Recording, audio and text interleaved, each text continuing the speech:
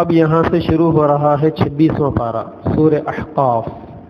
احقاف ریت کے ٹیلے کو کہتے ہیں۔ اس صورت کے اندر قوم عاد کا ذکر ہے جو ریت کے ٹیلوں کے پاس آباد تھی، اسی لیے اس صورت کا نام سورہ احقاف پڑ گیا۔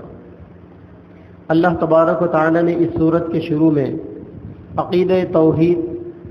کے دلائل عقلیہ اور نقلیہ سے ثابت ہونے کا اللہ نے ذکر فرمایا۔ قل ارأيتم ما تدعون من دون الله اروني ماذا خلقوا من الارض ام لهم شرك في السماوات، کہ اے لوگوں تم اللہ تعالیٰ کے علاوہ دوسروں کو جو خدا بناتے ہو ذرا یہ بتاؤ کہ ان خداؤں نے زمین میں کس چیز کو پیدا کیا۔ ظاہر بات ہے کہ اللہ کے علاوہ زمین کے اندر کسی اور نے کسی اور چیز کو پیدا نہیں کیا، تو گویا یہ ایک عقلی دلیل تھی لوگوں کو اللہ تبارک و تعالیٰ کو ایک ماننے اور اللہ کی توحید کے اقرار کرنے کے۔ پھر آگے اللہ نے والدین کے حقوق کے بارے میں فرمایا وَوَصَّيْنَا الْإِنسَانَ بِوَالِدَيْهِ إِحْسَانًا، کہ ہم نے انسانوں کو والدین کے ساتھ فرما برداری کرنے کا، اچھا سلوک کرنے کا حکم دیا، کیونکہ ماں حملتہ امہ کرہا ووضعتہ کرہا وحملہ وفصالہ 30 شہرا، کہ ماں اپنے بچے کو حمل کے دنوں میں بڑی تکلیف کے ساتھ پالتی ہے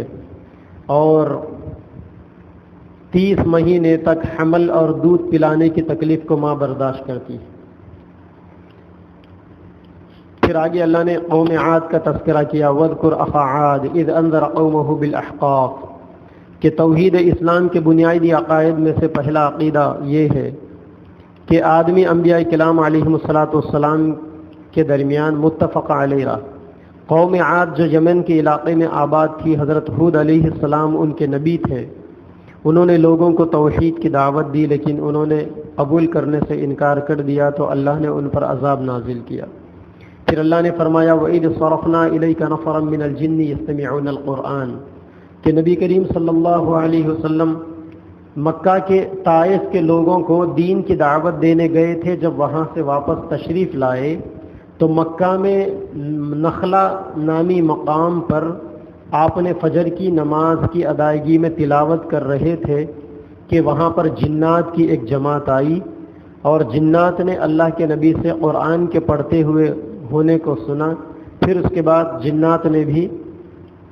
اسلام قبول کر لیا اور اپنی قوم کی طرف جنات داعی بن کر گئے۔ آگے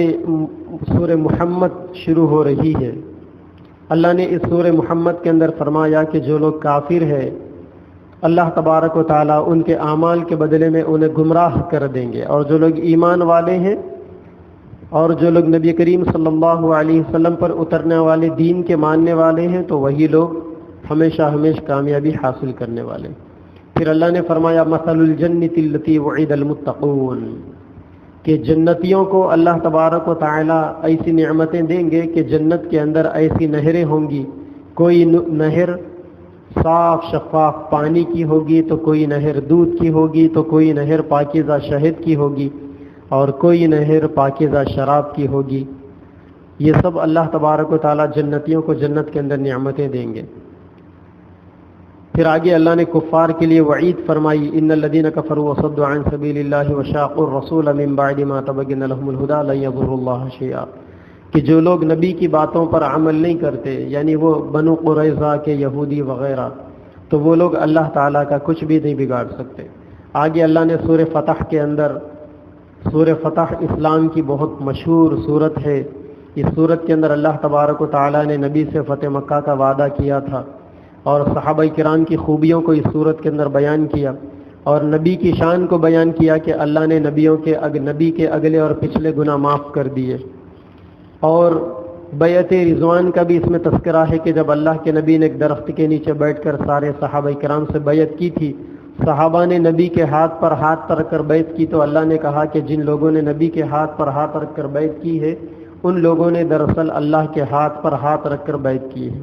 پھر اس صورت میں صلح حدیبیہ کا بھی تذکرہ ہے، ایمان والوں پر اللہ کی طرف سے سکینت کے نازل ہونے کا بھی تذکرہ ہے، اور اللہ تبارک و تعالیٰ کی طرف سے ایمان اور اہل ایمان کے غلبے کی بشارت بھی اللہ نے اس کے اندر فرمائی، اور آخر میں صحابہ کرام کی خوبیاں بیان فرمائی کہ صحابہ ایسے اچھے اخلاق والے کہ آپس میں مسلمانوں سے محبت کرتے اور کافروں کے اوپر بڑے سخت، اور صحابہ کرام رات میں تہجد پڑھنے والے، نوافل پڑھنے والے، رکوع اور سجدہ کرنے والے، اللہ کی خوشنودی کو حاصل کرنے والے۔ اس کے بعد اللہ نے سورہ حجرات میں نبی کریم صلی اللہ علیہ وسلم کے پاس حاضری کے آداب بیان فرمائے، لا تقدموا بین یدی اللہ ورسولہ واتقوا اللہ، کہ اللہ کے نبی نے جن باتوں میں فیصلے کر دیے ہیں اس میں آدمی کو اپنی منمانی نہیں چلانی چاہیے، اللہ کے نبی کی باتوں کو ماننا چاہیے۔ اور اس صورت کے اندر اللہ نے مسلمانوں کو اخلاق سکھائے کہ کوئی آدمی دوسرے کا مذاق نہ اڑائے، اور اللہ کے نزدیک آدمی کے عزت دار ہونے کا معیار صرف تقوی ہے۔ جس آدمی جتنے بڑا تقوی ہوگا وہ آدمی اللہ کی نظروں میں اتنا بڑا عزت دار سمجھا جائے گا۔ پھر آگے سورہ قاف کے اندر اللہ تعالیٰ نے جہنم کا اور کرامن کاتبین کا اور منکرین ختم نبوت کا تذکرہ فرمایا۔ پھر متقی لوگوں کا تذکرہ ہے کہ وہ ازلفت الجنت للمتقین غیر بعید، کہ جنت جو ہے جو زیادہ دور نہیں ہے وہ اللہ تعالیٰ نے تقوی والوں کے لیے تیار کر رکھی ہے۔ پھر آگے سورۃ الذاریات شروع ہو رہی ہے۔ اس سورت کے شروع میں اللہ تبارک و تعالیٰ نے 4 قسم کی مخلوق کی قسم کھائی، کہ قسم ہے ان ہواؤں کی جو گرد و غبار کو اڑاتی ہے، اور پھر ان بادلوں کی جو بوجھ اٹھاتے ہیں، پھر ان کشتیوں کی جو آسانی سے چلتی ہے، اور ان فرشتوں کی جو اللہ تبارک و تعالیٰ کے حکم سے چیزیں تقسیم کرتے۔ پھر آگے اللہ نے فرمایا کہ مومین متقین کی صفات بیان فرمائی، پھر ابراہیم علیہ السلام کا تذکرہ، پھر چند قوموں کا تذکرہ اللہ نے، پھر فرمایا وَالسَّمَاءَ بَنَيْنَاهَا بِأَيْدٍ وَإِنَّا لَمُوسِعُونَ، اللہ تعالیٰ نے آسمان کو طاقت سے پیدا کیا ہے۔ اس کا مطلب یہ ہے کہ آسمان سے بارش برستی ہے اور پھر بارش کے ذریعے لوگوں کے رزق میں وسعت پیدا ہوتی۔ یہ اللہ تبارک و تعالیٰ کی قدرت کا ایک کرشمہ ہے جو سورہ ذاریات کے شروع میں اللہ نے بیان فرمایا، اور یہیں پر 26واں پارہ ختم ہو رہا ہے۔